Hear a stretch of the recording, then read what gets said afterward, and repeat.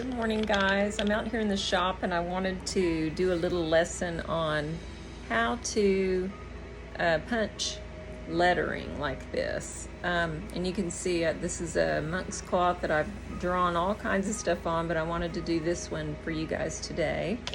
So let's get started. I've already selected the first word and I've been punching.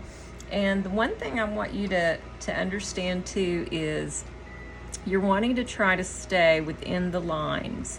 So you can see right here, I'm inside the line. If I wanted to fill that in, I could, because I'm starting and stopping a lot. So how would I do that? Well, most of the time, this beveled edge right here, the slot, is going in the direction you are punching. So you're always turning your needle going in the direction.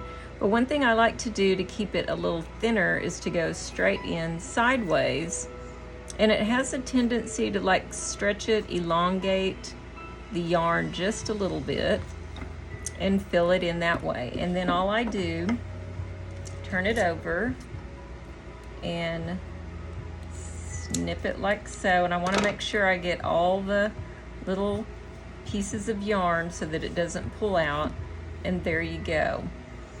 Okay, right here I could do the same thing, but this is wider, so you can tell I started and I stopped right here, and then I continued on down and around, because when you write you're going over and then down, so it makes sense that this is coming over the top of this line.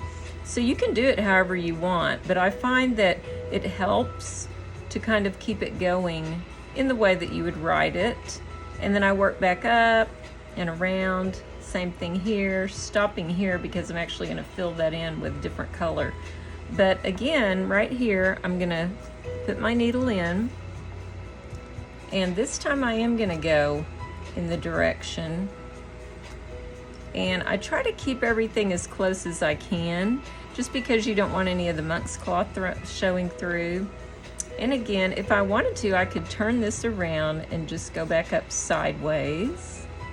And sometimes if it's a real tiny area, I'll kind of push against that last stitch. So you're just making a lot of punches when you're doing lettering, which kind of goes against, you know, a rug is a bigger space. You're continually having long pieces of yarn. So people worry about all these coming out, and you can tell that I do have several sticking out right here. And I was hoping I could find my little scissors that I use, but all I do, just to kind of keep them out of the way, is I turn it over and I just snip, just like so, without pulling. You don't want to ever pull. And after you do that, snip all of them, you know, and like right here, just be careful not to pull anything out.